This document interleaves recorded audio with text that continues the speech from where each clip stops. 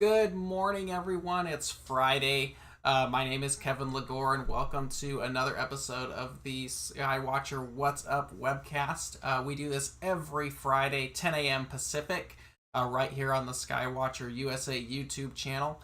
For those of you who have never joined us before, welcome.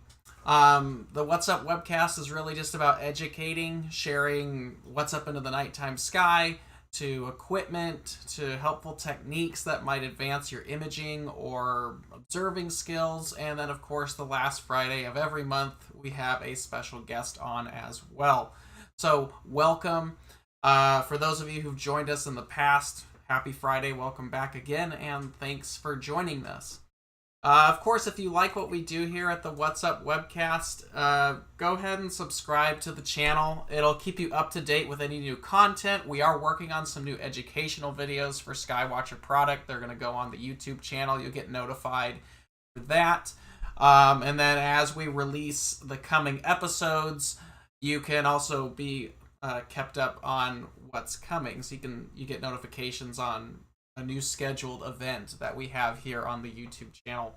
And of course, if you have any questions or comments, or if there's something you want us to check out for a future episode, go ahead and write us at support@skywatcherusa.com, entitle it What's Up, and then give us your thoughts or ideas on what you'd like us to do, and we'll take that into consideration on making an episode about it. So those of you who have written in, we appreciate it.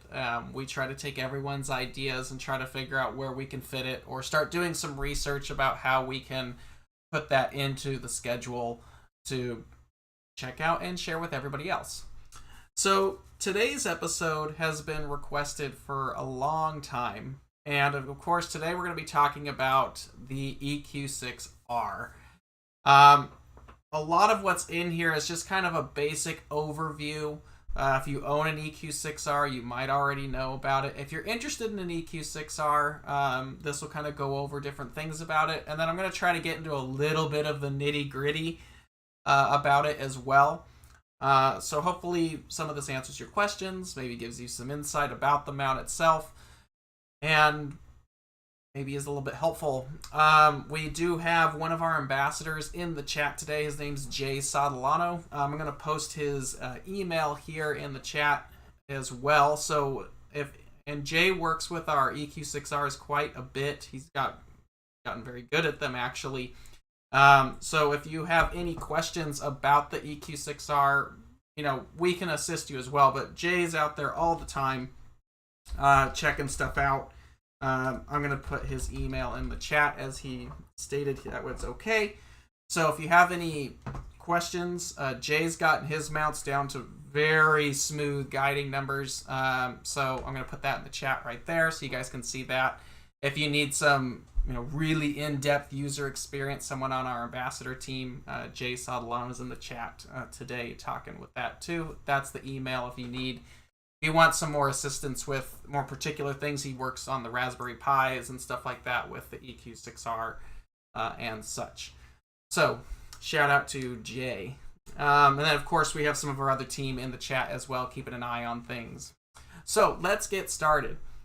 So, the EQ6R is probably by far our most popular mount. You see them popping up all over the place, and we appreciate everyone who's been a part of the EQ6R Skywatcher family, whether this is your first big mount, or this is just kind of a mount that's going to start you off imaging, and eventually you'll transition to something bigger and more advanced in the future. And my face is in the way for some of this, so let me get out of the way here.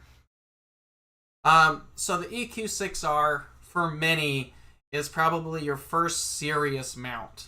And the reason I say that is when you get to this level of mount, something that carries that 40, 50 pound payload capacity, you have a mount that is extremely flexible. And there are several mounts on the market that do this. The EQ6R, of course, is our addition to that.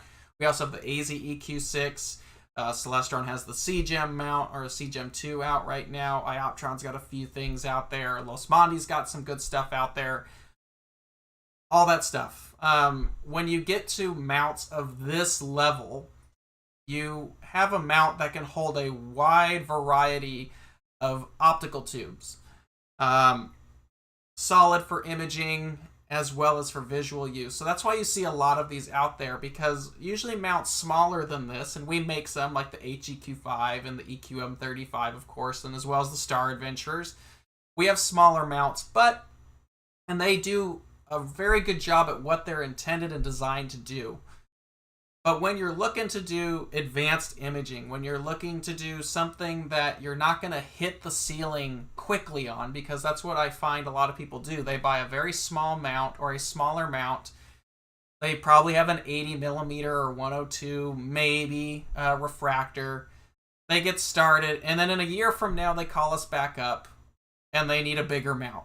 So the best thing to do right out of the gate, if you can, is try to get a mount that's in this mid-tier level.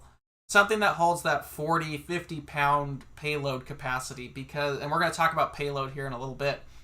But when you have a mount of that level, it leaves you open to grow into the mount rather than growing out of it, in the first year of you getting involved with that mount. So not that our smaller mounts or anything smaller is bad. Those work great. It's just, I find a lot of people who are beginning end up getting those, and then they want to go something bigger, like maybe they want to get an 8-inch Hyperstar, or maybe they want to get one of our Newtonians, like an 8-inch Newtonian, or a bigger, like 5-inch refractor. On those smaller mounts, you don't leave yourself a lot of room to grow. You kind of hit it right out of the bat. You hit the ceiling on those quickly. Or something of this level, like an EQ6-R, you have the ability to move and upgrade your optical system as you yourself advance into the hobby or your imaging skill advances. So just a little bit of what's going on in here. So we have a 44-pound payload capacity with the EQ6-R. We have a DV saddle. We're going to talk about that later. Belt drive. A lot of this we're going to go into detail in this presentation. I'm going to pop back up here real quick because you all know what an EQ6-R looks like. We have a built-in polar scope that is illuminated. 42,000 plus object database with the hand controller. We have a carry handle. ST4 auto guide port. Built-in USB-B port for easy PC connection. Snap port for controlling your DSLR mirrorless cameras. And a retractable counterweight bar. If you buy this mount, the EQ6-R or an HEQ5 from our lineup, as well as the AZ EQ6, their counterweight bars retract into the mount. I have a lot of people who call up saying, I didn't get a counterweight bar, can you send me one? Just remember, when you get these mounts, the counterweight bar is retracted up into the right ascension axis, and you have to loosen that to drop that down. So we didn't forget it. It's built in. We've sold hundreds and hundreds of these mounts. We've never forgot a counterweight bar. So it's built into the mount. It's just hidden inside. So now, the nitty-gritty of the EQ6-R. Let's check out the inside of it. I'm only going to give you guys so much. I can't give you every single specification. But let's start with the motor drives on the EQ6-R. Now, we use on pretty much every single Skywatcher mount. Some of them we use servo motors, but for a lot of our main mounts, a lot of the larger mounts, we use stepper motors. Now, there's arguments back and forth about what's better. Servo motors, stepper motors, they both get the job done, quite honestly. It's just there are different ways of going about it. But here's the advantages that we find for using a stepper. There is no internal gearbox on a stepper motor. When you're working with servo motors, you have the motor, and then inside you have a gearbox with all these little tiny gears. They kind of look like a watch.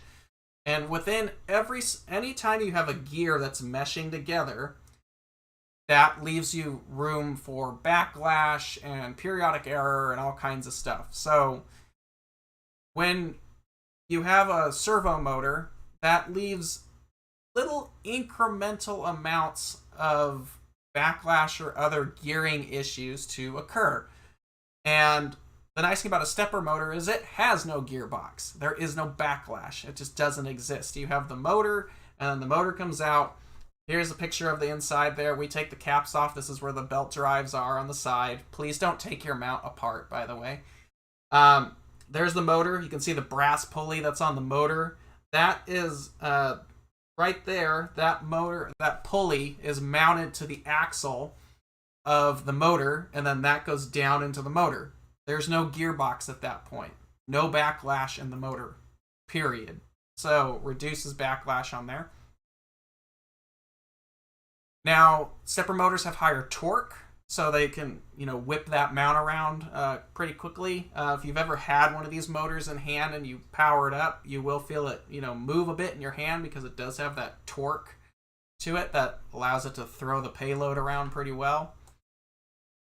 We don't have any encoder wheels in our motors either. Now, generally when you're using a stepper motor, a servo motor, it has like a little plastic encoder wheel that's got little marks on it, and it reads out the position of the motor positioning as the mount slews across the sky. It's keeping up with the tick marks on the encoder wheel as it spins.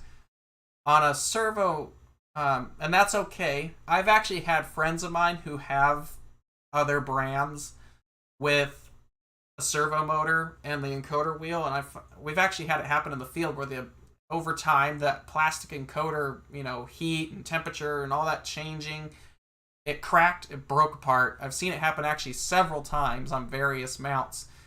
The nice thing about using stepper motors is we don't have there's no encoder wheel in there, because what's happening is, because we're using a stepper motor, as the motor moves, the board and electronics in there are counting the steps as the motor moves. So not only is the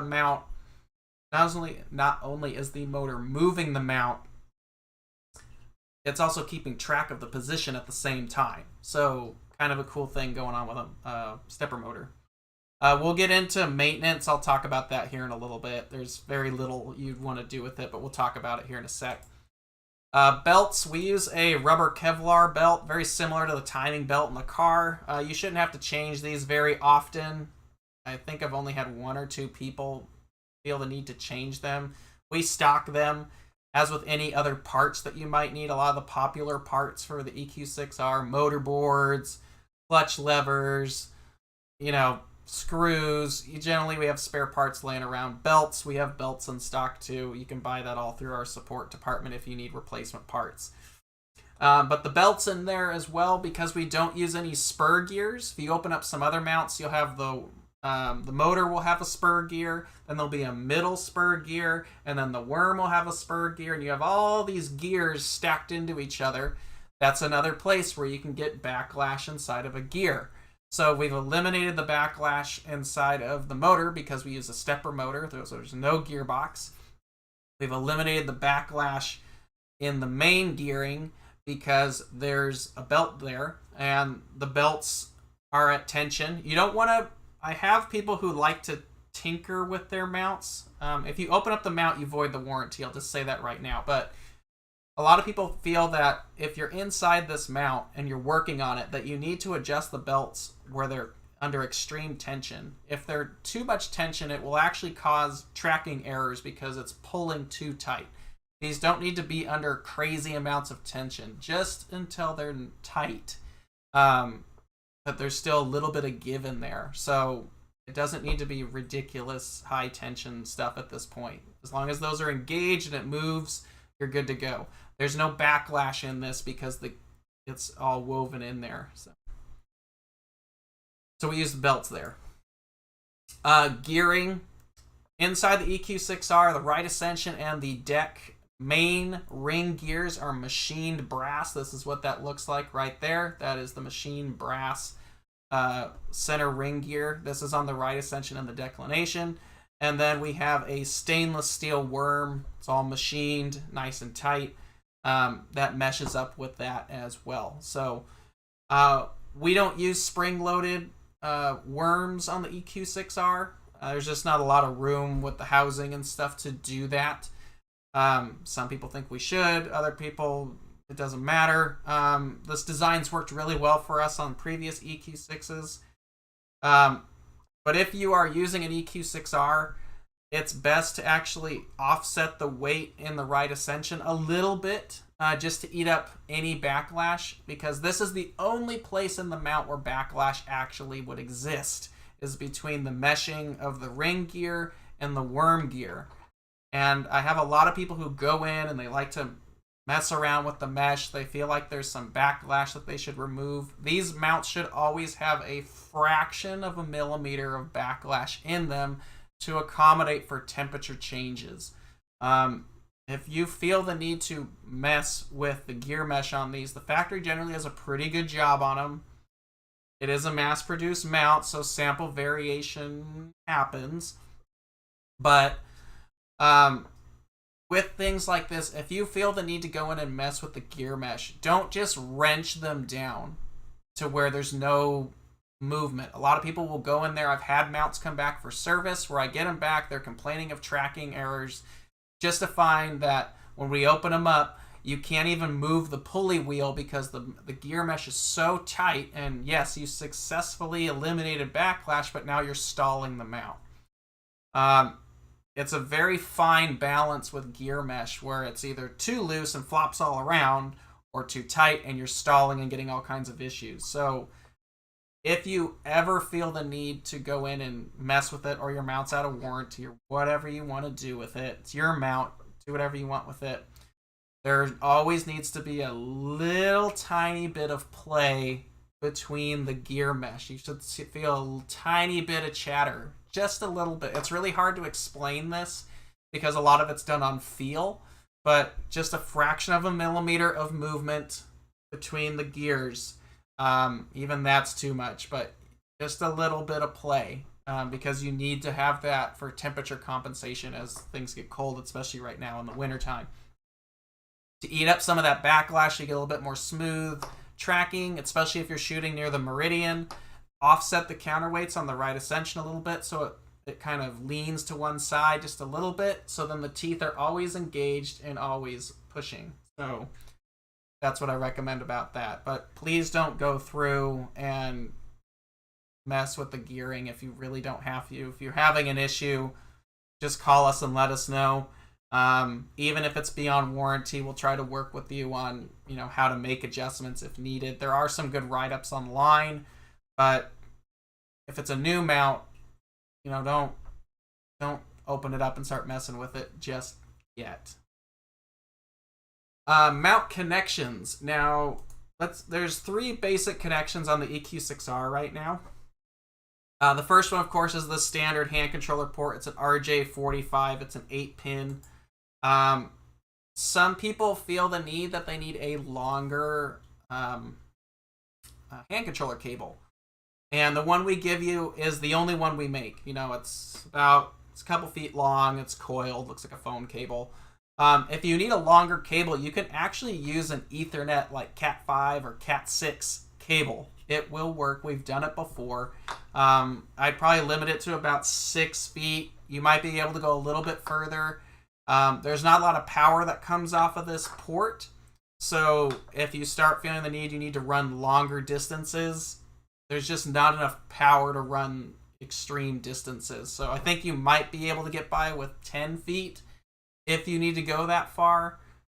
6 feet, you should be good to go. But 10 feet, you're getting to the limit of what the capability is. You might need to go shorter than that. But you could use an Ethernet cable like Cat5, Cat6 cable, and you could use that as a longer cable for your hand controller on the EQ6-R. We've done it before.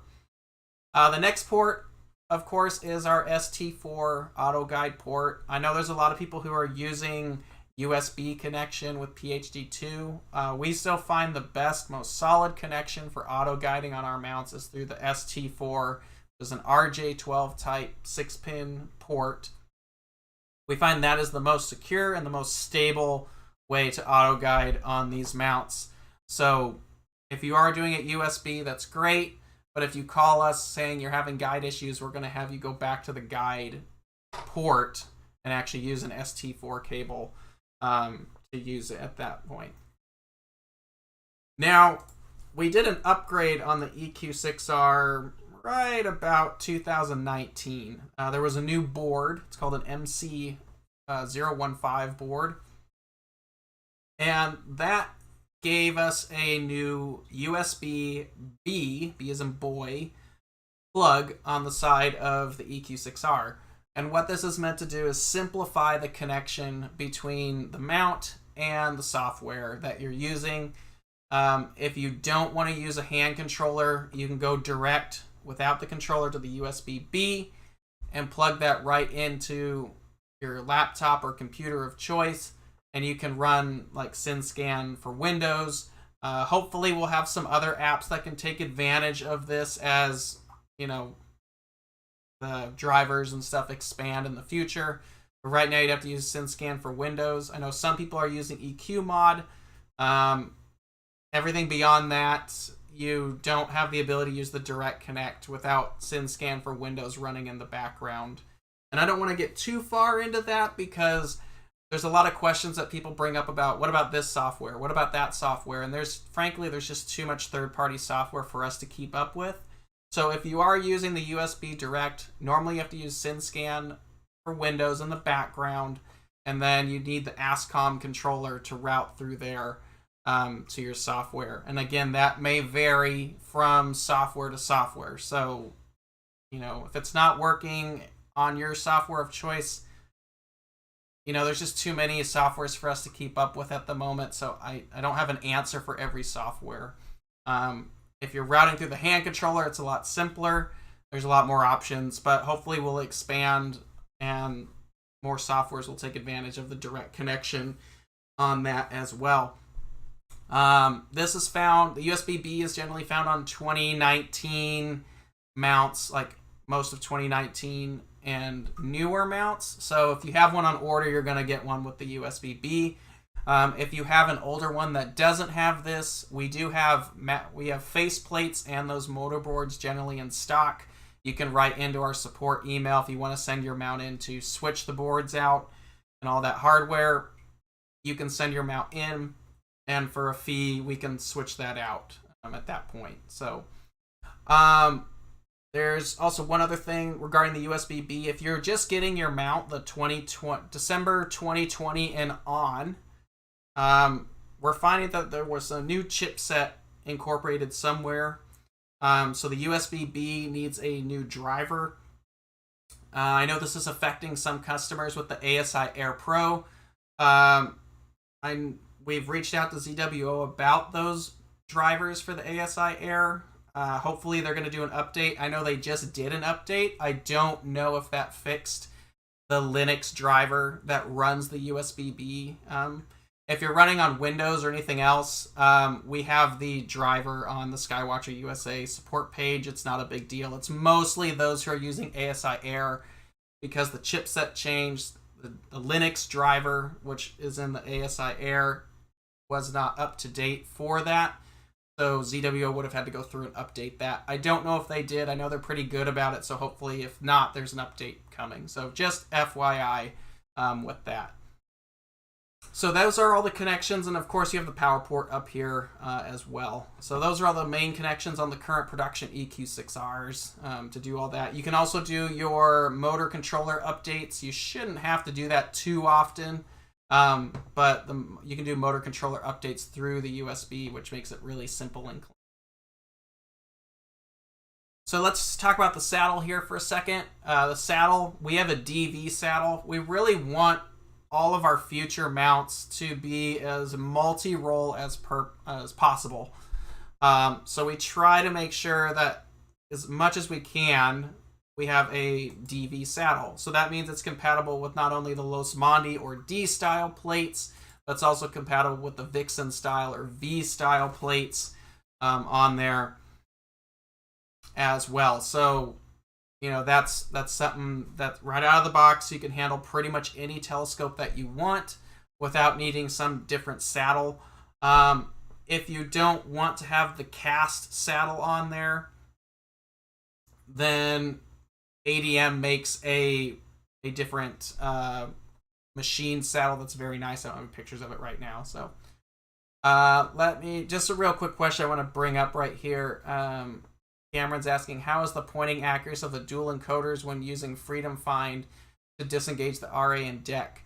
The EQ6-R, it's a common misconception, but the EQ6-R does not have Freedom Find on it. It does not have the auxiliary encoders, so it does not give you the ability to disengage the clutch and move it.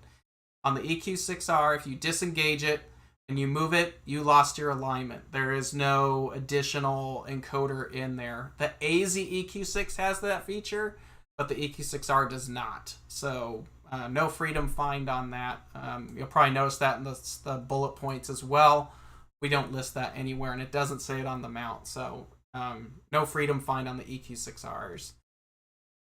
Back to the saddle real quick. The saddle uses a clamp style to clamp down, so we don't have, like, some of our smaller mounts, we're trying to change this out, but some of the smaller mounts have like a screw that comes in and indents into the plate. There's only so much room to do that. It adds extra expense too.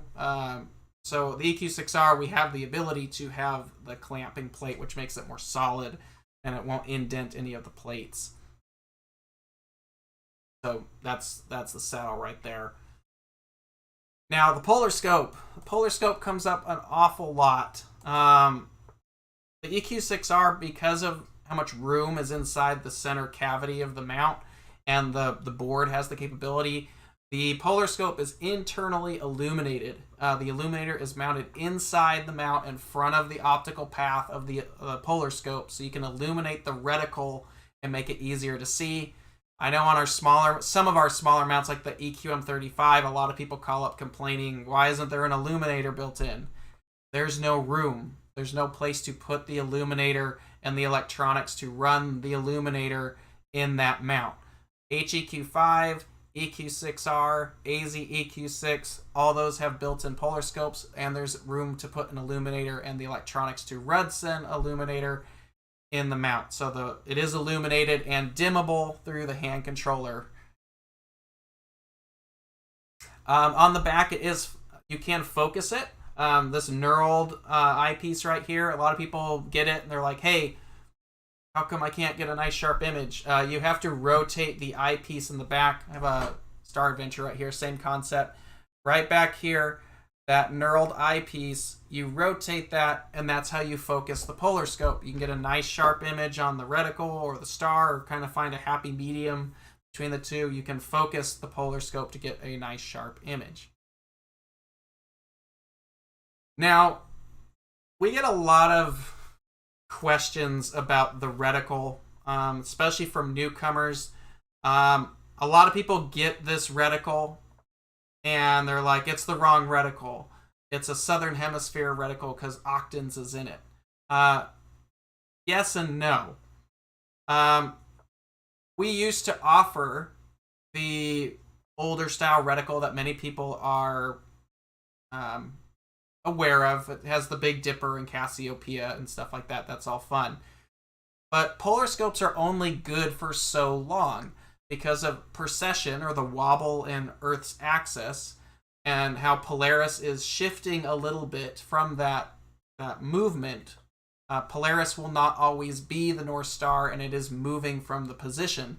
So you need to keep up with your reticles over a several year spans to keep up that you can correctly position it. Now, you can still use those older reticles, the Big Dipper, Cassiopeia reticles, but you'll notice if you're using an app or something like that. Let me see if I can pull this up here while we're talking about it. You'll notice that when using it, it's kind of at the end of its shelf life, quite honestly. So this is the updated version of it. And let me see if I can just switch this out real quick. If I can't, then we're not going to worry too much about it. But several years ago, we updated the reticle to what you see here. I like to call it the circular grid, or the time clock reticle, because it basically is a clock face.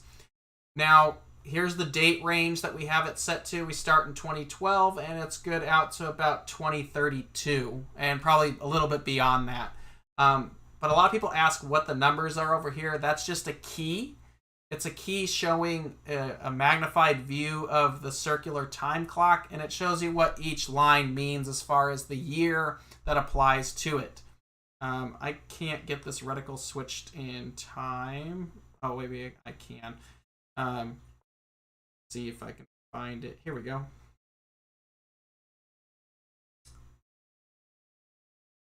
Okay. So here's the original reticle. Let me close this real quick. Here's what people used to use, and you can see that usually you would rotate it to where Polaris would be in that star, or that circle. Now you can see, because of precession and how the Earth has moved, that the star is now at the edge of that circle. So it's kind of at the edge of its shelf life. It doesn't mean it's not usable anymore. It's just not, it's not ready for the next several decades. So the factory updated it to a more modern block face reticle. So that's what's used in here and all of our other Skywatcher mounts as well. So if you have a Star Adventure or any of our small mounts, you can polar align the rest of the product line as well. It's all the same reticle. Now, Skywatcher sells globally as well, so it didn't make a lot of sense for us to have that older reticle. It did for everyone here in the Northern Hemisphere, but let's be honest, there are more people enjoying the hobby globally, not just here in North America and everywhere else. So the new reticles also have octans, so we can basically handle the North and Southern Hemisphere in one reticle. So if you're in the Northern Hemisphere, you're only going to use the circular grid. Just ignore octans, pretend it's not there. It's not part of what we're doing. Now, if you go to the Southern Hemisphere, you're going to ignore the circular grid, and you're going to use the octans constellation. So, or whatever it is down there. So you're going to use octans for aligning. So those of you who are writing in, or you're looking at it, or you're saying, hey, I only got a Southern Hemisphere reticle. No, you didn't. We have one reticle through the entire product line. It works in the North and Southern Hemispheres. So you're good to go no matter where in the world you are. So one reticle, one ring to rule them all. So will you ever make a polar alignment routine that does not use polar scope like the CGA?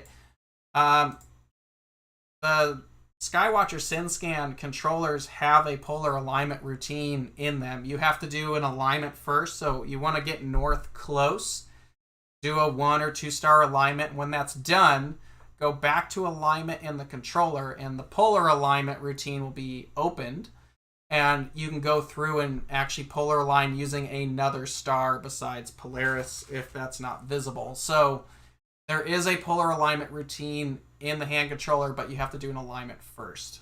So hopefully that helps.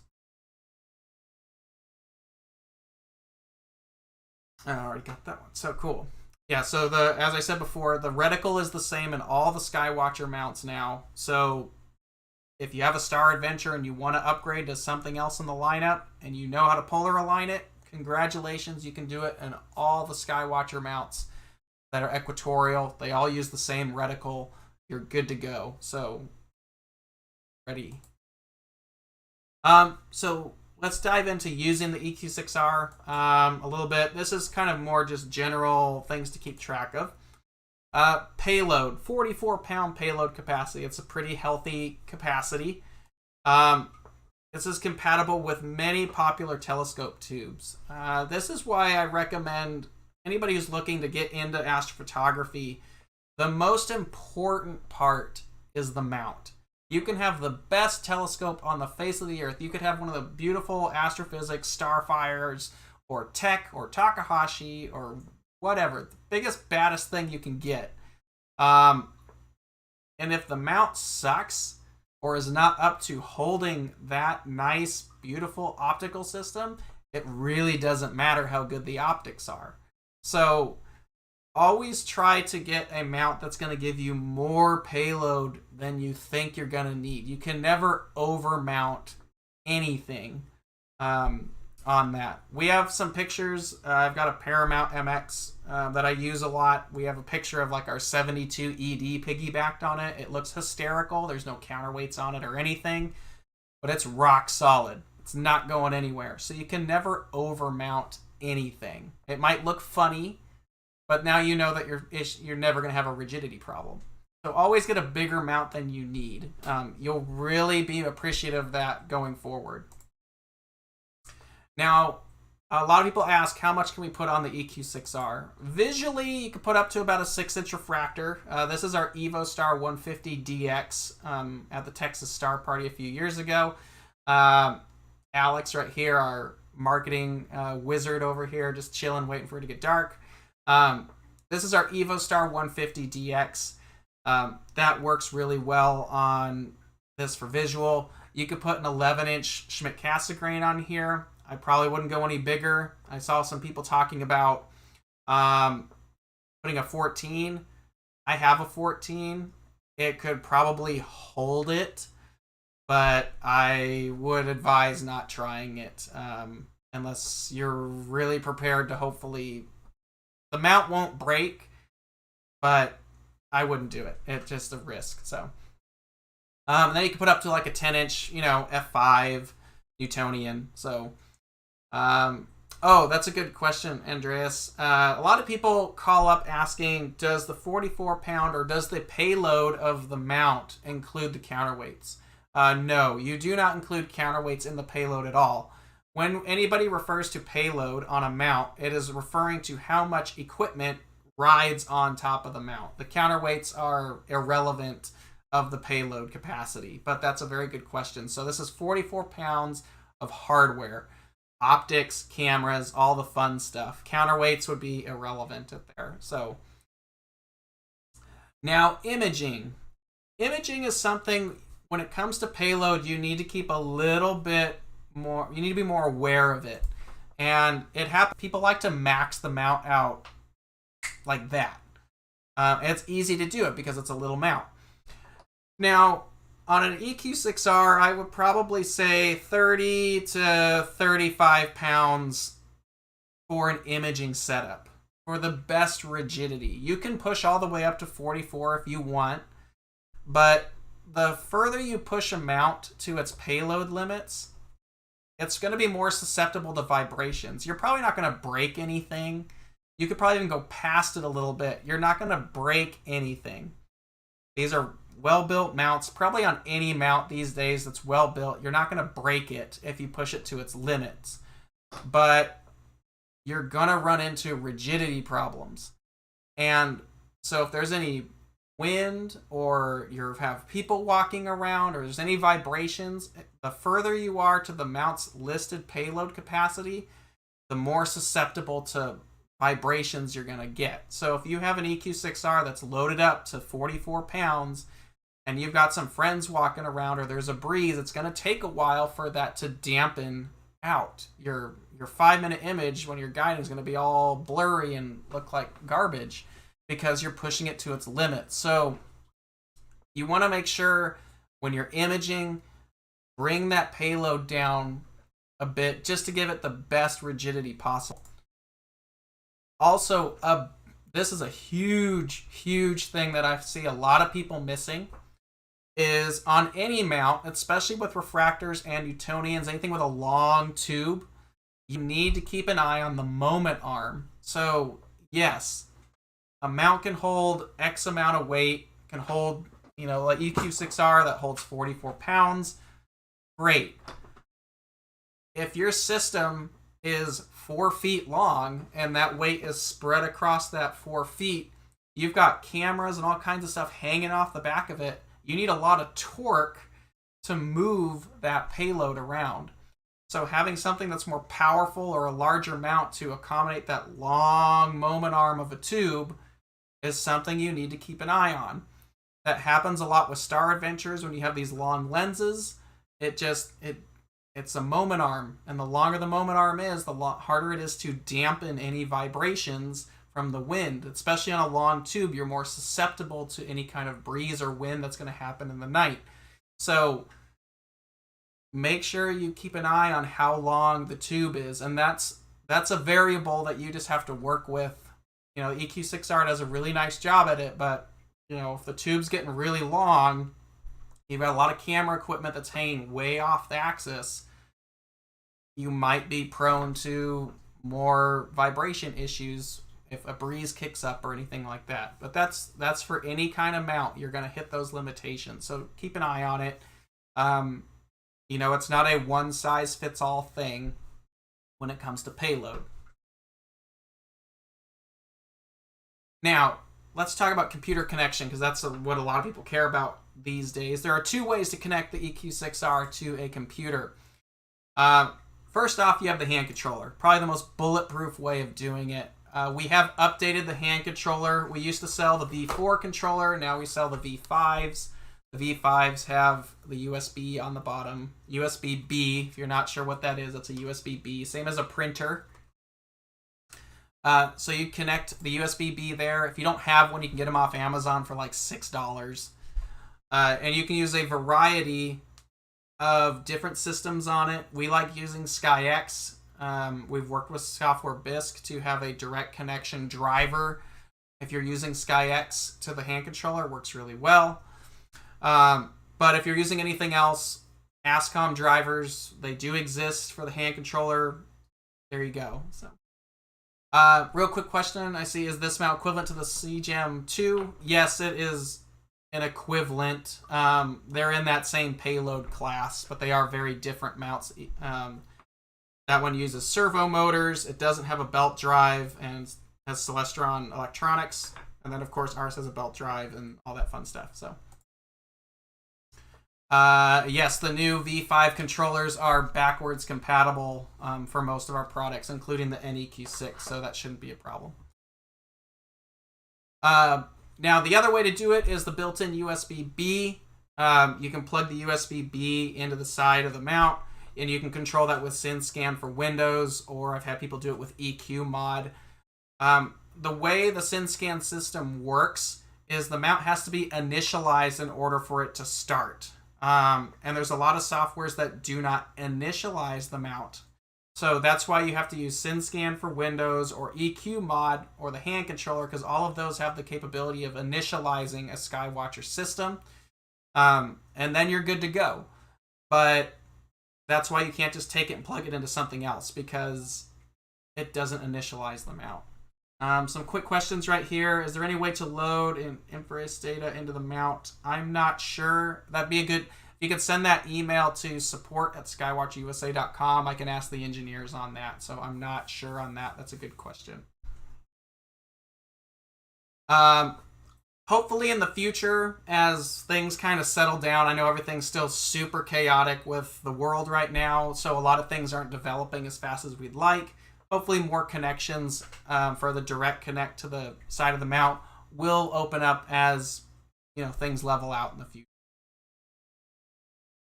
So when you get your mount, what's in the box? So we try to make sure you're pretty set to go from the beginning. So it comes in 2 boxes. You get the mount head, the hand controller, controller cable, DC power cable, counterweight bar extension. That's in the first box. That comes with the mount head box, the bigger, heavier version, or the larger square box that you get. So that's all what you get in the mount head. The second box is long, and that, of course, has the tripod spreader, and 2 11-pound counterweights. You're ready to go pretty much out of the box to get that going. Now, we do have a slew of other accessories that we can use that we sell. So, just so you guys know, there's the EQ6 peer extension. This peer extension works on the EQ6, the original EQ6, EQ6-R, and the AZ EQ6. So, works really well there. We also have the SynScan GPS, so if you need to get the GPS going, this plugs into the bottom of the hand controller. So you need the hand controller to utilize the GPS, but then it'll pull up all that locational data for you. Of course, we have extra counterweights, 11-pound counterweights. You can also use the I should have put that in here. You could put the 7.5-pound counterweights that work on the AZ EQ5. Will also work on this mount, so if you need a lighter counterweight, we sell the 7.5-pound as well as the 11 pounds. And of course, we have an AC to DC power adapter. We don't include this with the mount. Very few mounts have an AC adapter included with them anymore, because a lot of people are using them in the field.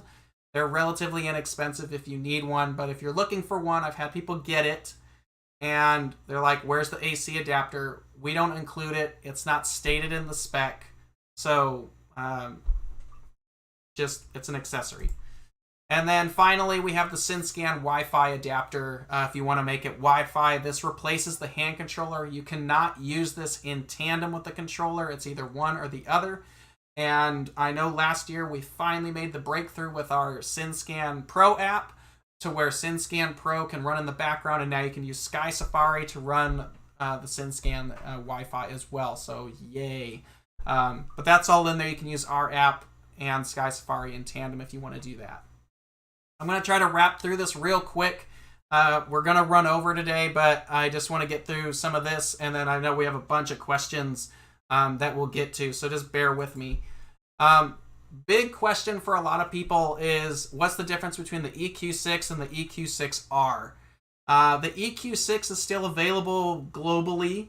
Some other divisions still sell it. Here in the US, we phased it out. There's not really a reason to sell both of them at this point. So here are the big differences between the two. The EQ6-R has larger, improved azimuth and altitude adjustment bolts. You can see back here, down here, one of the big flaws of the EQ6, original EQ6, was these bolts were too thin and too small, so they bent inside the mount when there was a lot of load on the mount. The EQ6-R has much larger. They're like twice the diameter of the original EQ6. So they're much beefier. You can easily make adjustments, even under heavy payloads. They are not cross-compatible with the EQ6. It's just the way the casts are. So sorry about that to the EQ6 owners. It might be time to switch up. We have belt drive in the EQ6-R. The original EQ6 doesn't. It uses spur gears between the motor and the worm. We have built-in USB connection on the EQ6-R. The EQ6 does not. It uses an old RS-232 style connector to connect to the hand controller. We have reduced backlash on the EQ6-R. That's because we're using the belt drives.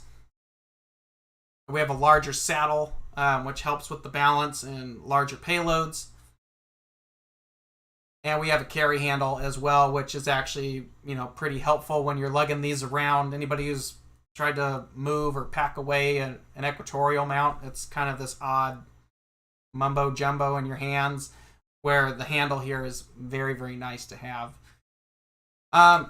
Last section, helpful tips. This is just something I have found working with customers and my own EQ6Rs, as well as our ambassadors.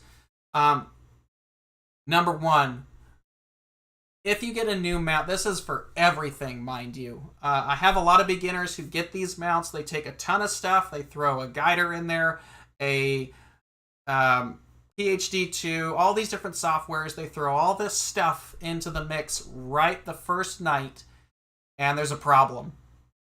So if you're new to imaging, and a lot of people are with the EQ6R because it's their first serious mount, take your time.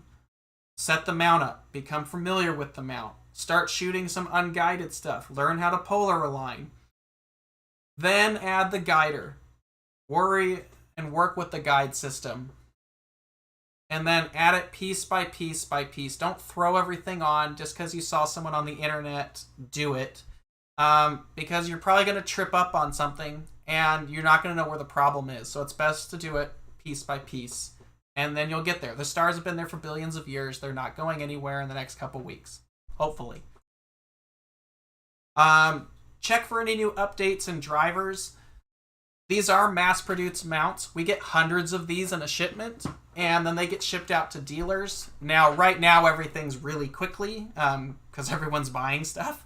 But at times, things can sit in inventory. And now I don't mean things sit for like years or even several months, but things sit in inventory at a dealer sometimes for a few weeks, and we release a new firmware, and that's just how it works. So check your updates, and see if there's a new firmware update to do when you get the mount. It just happens. I get a lot of people who are really upset that it's not up to date.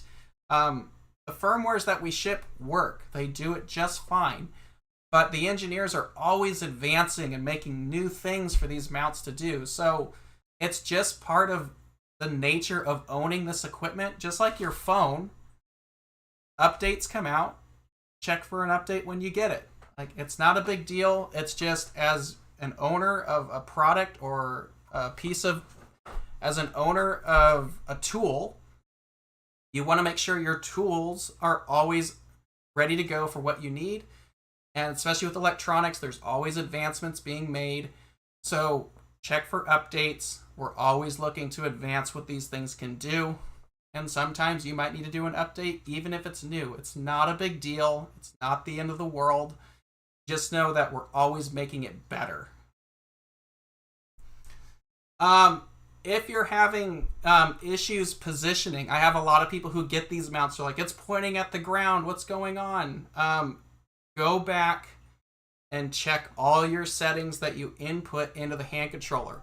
It's a computer. It's only going to do what you tell it to do. Even if you're not knowingly doing it, odds are something's inputted incorrectly. Now, granted, it's electronics. Things can go wrong. If there's ever an issue, just contact us. We'll be happy to help you out. But make sure you go through everything first. I get a lot of people who haven't even done the initial checklist of, I'll check my settings, I'll check this. They don't problem solve before they call in. They just call, they're frustrated, and then we find out it was some, funny little thing, and they're back to happy. But take a minute, take a breath, check your settings. I've done it before. We were at Texas Star Party, running a mount. It was doing all these weird things. I bumped something in my longitude or latitude where one of them was the wrong direction. It took 45 minutes to figure it out. But after that, everything was fine. It happens. So just go back slowly and check your settings.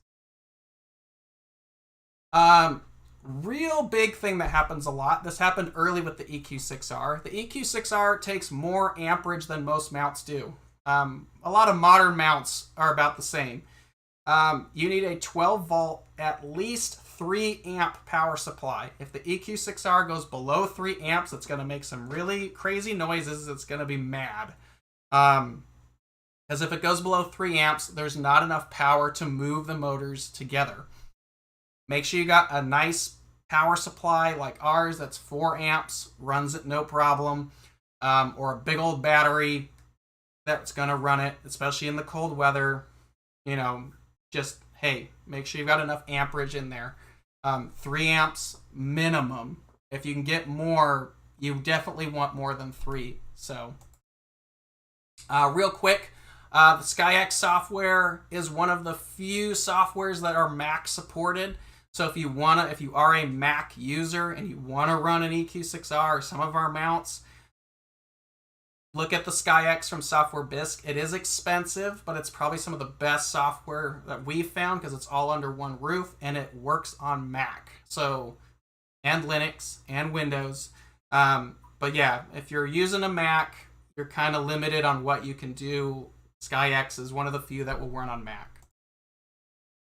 ASI Air from ZWO, that's an excellent option. A lot of people are using those now. It's a great companion. So if you're looking for something to run it, you don't want to buy a laptop, ASI Air has been really solid. We do need an update for the new chipset that exists. I know ZWO just released a new update. I'm not sure if it's fixed this yet or not. But it's just a driver thing. I'm sure it'll get ironed out here soon. A lot of people, we're almost done here, I promise. A lot of people like to use these power boxes. I know Pegasus makes great power boxes. You have the Eagles from Prima Luce, all of that. Those are excellent products, but don't run the mount off of them. I know everybody wants it to be streamlined and great. Don't run your mount off of a power box. The power box is meant to be a USB hub for things on the telescope. Your guider, your filter wheel, your camera, your dew heater, whatever. Those only have so many amps to provide to those accessories. The mount on its own needs 3 amps. So a lot of these power boxes have like a 12 volt 10 amp max. That's plenty to run a dew heater and your guider and all your fun imaging stuff, but it's not enough to run all of that plus the mount. You will power starve your mount, and it's going to do all these weird things. Run the mount on its own power supply, and then run everything else off of your power box or brick or whatever's riding on your mount. It'll run a lot cleaner. Lastly, don't worry about the guide graph. If the stars look good in the image, you're good. That's all that matters, is the image. Does your picture look good? Great. It could be whatever number it could be. It could look like a heart attack. But you want to make sure that the stars in the image look good. Image looks good, everything's good, regardless of what PhD or the numbers in there tell you. I have a lot of people who call us up saying, this doesn't look good. I'm not getting point whatever in my guide graph. It's okay, as long as the images are good. Now, if the images aren't good, we have a discussion to talk about and take a look at. I'm not saying that doesn't happen, but we're here to help you with that if that arises. But always pay attention to the picture and not the graph. So, FYI. And of course, as with any of our stuff, we have parts. I stock parts all the time for these mounts. Motor boards, screws, a lot of the popular stuff we have. If you have a problem, you need a motor board, you blew something up because you plugged it into the wrong thing. It's happened before. You plugged it into the flex capacitor in the car and it detonated the mount. Whatever it is, I have parts. We sell them. If it's under warranty, we'll take care of it. We're astronomers here too. I just want you to be out observing the night sky and enjoying it. I don't want you to be messing with your stuff. So, we have parts. If I don't have it, we generally have them on order.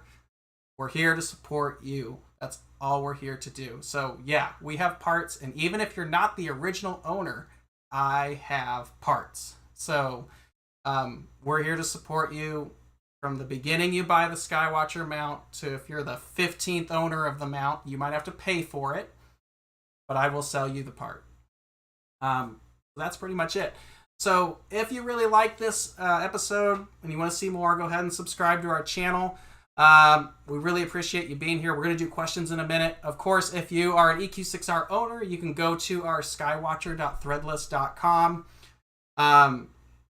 And you can get an EQ6-R shirt as well as any of our other shirts. That's on our threadless.com swag store if you want something to go along with your Skywatcher hardware. So there you go.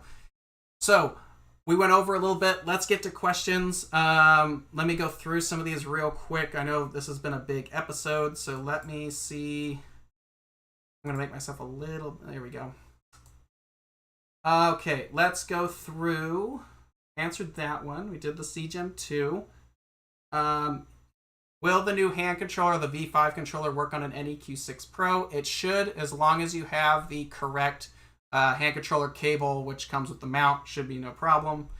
Answered that one. Can drift alignment be done easily? Yeah, it shouldn't be a problem on an EQ6R or any mounts. Whatever. Drift aligning is no problem. So, let's see. Does Skywatch USA sell replacement boards for the EQ6R? I have an older version before the USB. I wonder if I can get an upgrade. They've discontinued the original EQ6R board. We don't have any more. We're sold out. We're not getting any more. I can't get them. But we do carry the EQ6R MC015 board. That's the new one with the USB. I have that. If you want to send the mount in, we can switch it out. We'll put the new faceplate on for you, put the new board in, firmware updates are done, and then we ship the mount back. The way the new board actually handles power, the mounts are a lot quieter with these new boards. I'm not sure all the witchcraft and wizardry that's going on in there, but it is something that we can do for a fee. You can give us a call or email us right here at support@skywatcherusa.com, and we'll tell you how much that's going to be. Is a special cable required for firmware updates? No, we simplified that. We used to need our PC control cable, which we don't have anymore. You can do it with a USB-B. You can get them off of Amazon. Like a 6-foot cable is like under $10. Or you can just go take it off your printer, and then when everyone asks why the printer doesn't work, it's because you updated your mount. So yeah, USB-B, that's all you need to do to firmware updates for the EQ6-R, both the hand controller and the motor controllers if needed. Motor controller doesn't get updated that often. Hand controller updates are a little bit more frequent, but keep an eye on our website where we'll get that up there. What is the basic retail price for the EQ6-R? And the EQ6-R retails for $15.99. There's no sales going on at the moment, so don't worry about that. But yeah, right about $1,600 for an EQ6-R brand new. The counterweight shaft on mine wobbles, fully extended or not. The weights without, is this normal when the shaft is locked? There's always a little bit of flex in the counterweight bar. If it's an issue, go ahead and email us, support@skywatcherusa.com, and we can have a discussion about switching that out for you. If it's under warranty and stuff, we'll figure it out. We're here to support you and help you out. I'm an astronomer. I know what it's like. Let's get you taken care of. So, can I use the mount in a remote observatory? Total remote, startup, initial.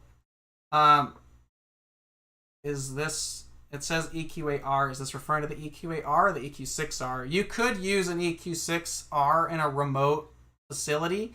It doesn't have homing encoders, so if you ever lost power, there'd be no way to return to that without doing another alignment. But you could use them remotely if you wanted to.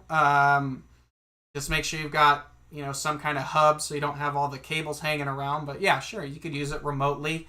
It probably doesn't have all the features that you'd want for a complete remote system, like the EQ8Rs with the homing sensors or some of the high-end mounts. But sure, you could do it. There's not as many fail-safes as the more advanced mounts do, but that's why the mounts cost more money.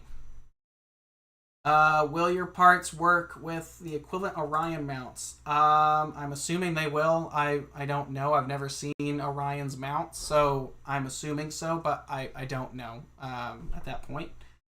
How many minutes do you recommend to do PEC training? I'm not sure. Jay in our conversation might know. I'd have to ask an engineer on that one. How much for the upgrade to the new board and the faceplate? I don't know. The boards are about $200, and I'd have to look at the faceplates. And then, of course, there's the time factor in there. I would probably say under $300 to switch everything out. I mean, you're talking about the main electronic board, so that's why it's going to be a few $100s to switch that part out. But yeah, if you want an exact quote, email us at support@skywatcherusa.com and we can figure that out. But I don't know off the top of my head what that would run with everything and time as well. So awesome. Well, I think that's pretty much it. If you have any remaining questions, you can go ahead and email us at support@skywatcherusa.com. Next week, we're going to be talking about seeing conditions. This is a huge topic that I think gets overlooked all the time, especially for the beginners I talk to. A lot of people, when you ask, how are your seeing conditions, it's automatically like, oh, it's not very dark, it's a bortle, whatever. Nothing to do with seeing conditions. So next week, we're diving into understanding seeing conditions because it's a critical thing to see if you're getting the best images possible, visually or imaging. Understanding what all that means, like arc second per pixel, and what that equates to in reality. So when everyone's like, hey, I want 0.4 guiding, that's something we're going to kind of talk about next week in understanding the seeing conditions, because you can have certain information and it means nothing unless the seeing supports it. So big topic next week. I think it'll be helpful for a lot of people. And that's pretty much it for this week. I know we had a lot of great questions. I thank all of you for being here today. This was an awesome episode. Hopefully it's helpful for those who get to watch this later on. Thank you very much for your time. And of course, we will see you guys next week. My name is Kevin. Have a great weekend. It's New Moon weekend. It's not going to be clear here, but hopefully for someone it is. So have a great weekend, and we'll catch up with you guys next Friday. So take care, guys. See you later.